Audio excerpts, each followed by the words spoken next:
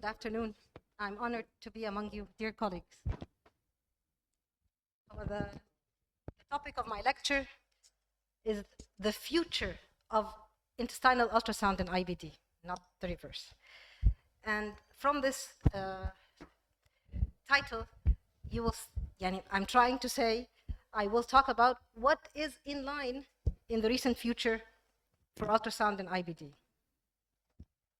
Before talking about the future, I think we should start with the present. والpresent بيقول in Crohn's disease, the echo introduced ultrasound as part of the workup for a patient who is newly diagnosed.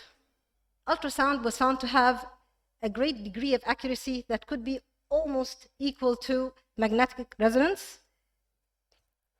Ultrasound was found to be able to detect transmucosal healing with good. It's also used and recommended for monitoring extra bowel complications, fistulae or abscesses, for monitoring patients with small bowel pathologies to detect early flares, and lastly, to detect post-operative recurrences.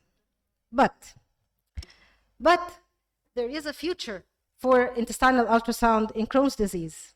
In order to find this future, we have to find parameters that are objective and that are reliable. And like any other intervention, any other diagnostic modality, they have to be validated. The best possible way are validated scores. So the International Bowel Ultrasound Group took upon itself this very difficult task of defining what is a reliable parameter or index for intestinal ultrasound disease activity.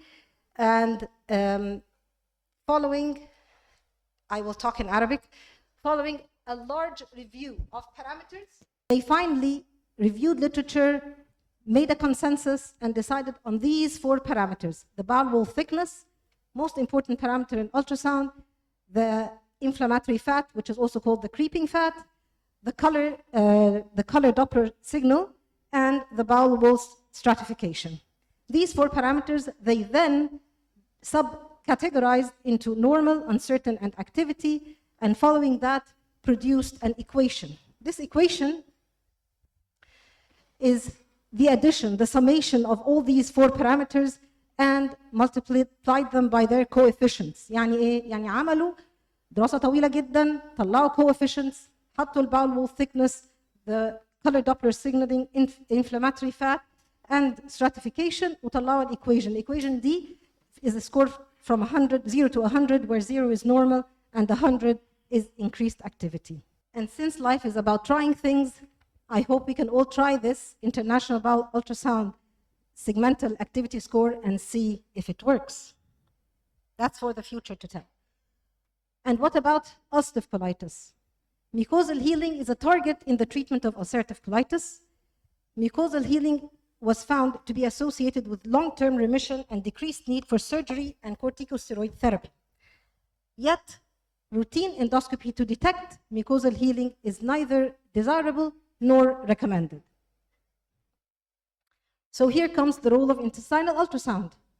And yet, only few studies are dedicated to intestinal ultrasound, for intestinal ultrasound are dedicated in ulcerative colitis.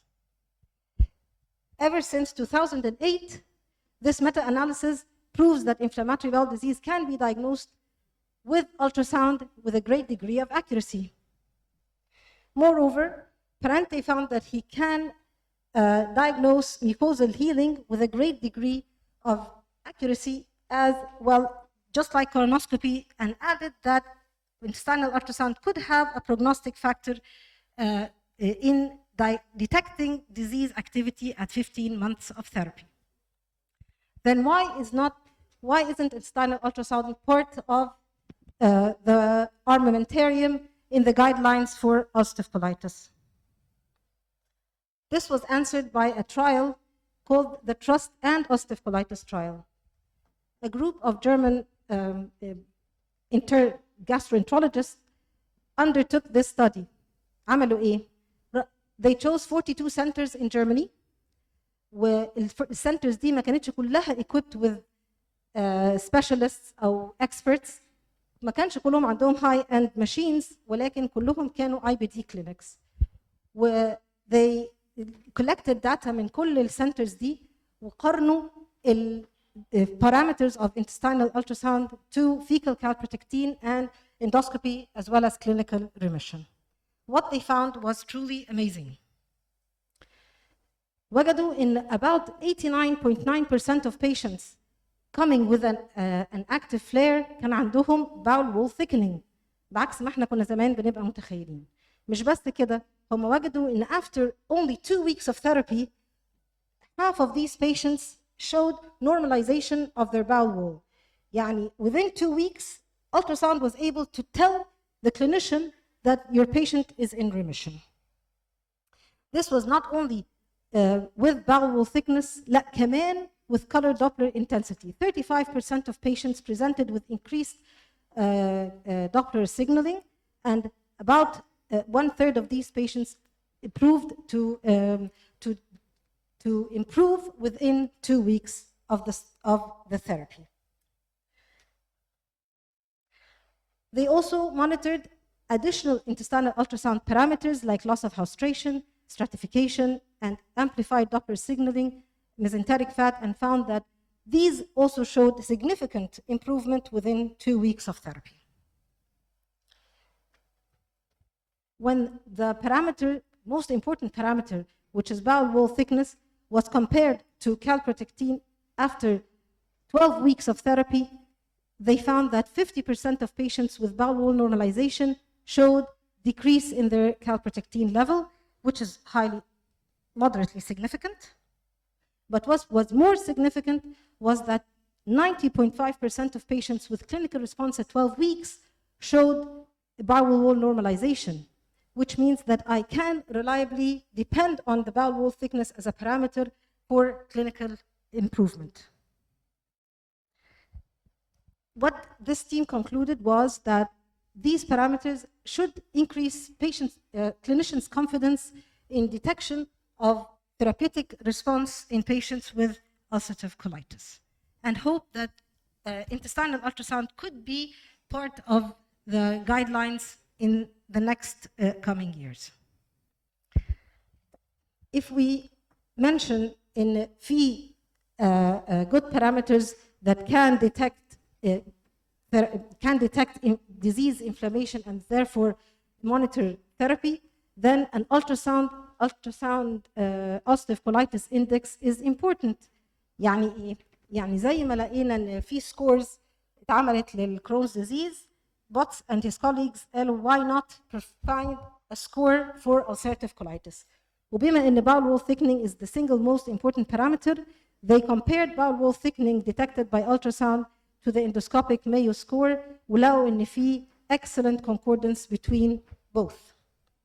So they chose bowel wall thickening, they chose the color Doppler signaling, وكمان قسموه بطريقه سهله جدا. قالوا احنا هنقول ان لو ما فيش سيجنال او في only one هنعتبرها نورمال، لو في spots هتبقى mild، ولو في streaks تبقى moderate.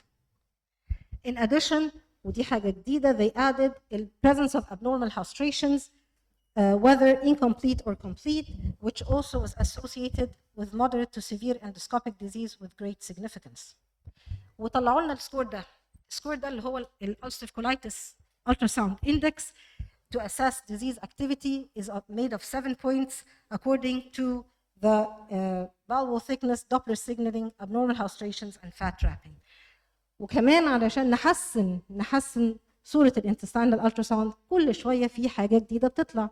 فا group from Japan قالوا إن since the submucosa is the part of the bowel that always appears to thicken within the bowel wall thickness due to the presence of edema, and since bowel wall thickening is the most important part, most important parameter for intestinal ultrasound and can be affected by peristalsis or increased luminal content, then a ratio of the submucosal thickness to the total bowel thickness might prove to be a good index of activity in patients with ulcerative colitis. They proposed this new index called the submucosa index. It's a structural based criterion. It is very simple to be calculated, and they found that it has good significance with endoscopic remission with a high degree of specificity. Lastly, innovation can be a good addition to any clinical situation. And by this, I mean elastography.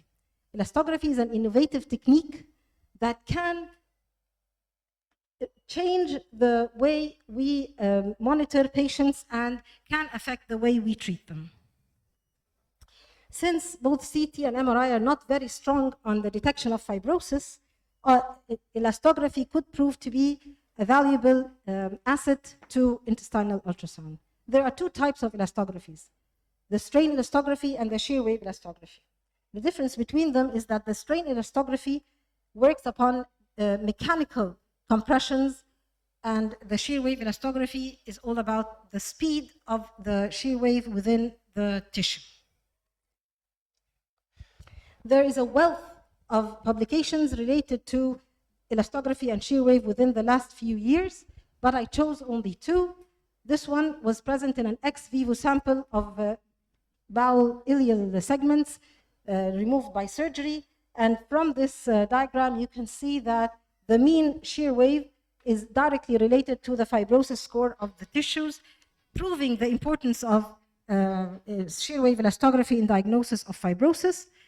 This study also performed on real time in patients with fibrotic strictures or strictures, found that when the shear wave was slow, which is the norm, the stricture was mainly inflammatory, but when the shear wave was fast, as in the lower images, there was mainly fibrosis within their histology, and so we can say that intestinal ultrasound is a reliable, readily available, inexpensive, and patient-friendly image modality. Validated scores for both ulcerative colitis and Crohn's disease are needed to incorporate intestinal ultrasound in clinical trials. New parameters can facilitate assessment of patients and are a welcome addition to the diagnostic criteria. Elastography is an innovative, cost-effective technology that can prove to be useful. And lastly, combination of different modalities of diagnosis in intestinal ultrasound, which are all available in only one machine. I can use B mode, I can use elastography, I can use contrast-enhanced ultrasound, all in one machine, can be everything that a patient needs at a time where patient-oriented treatment is important. And with this quote, I leave you. Thank you very much.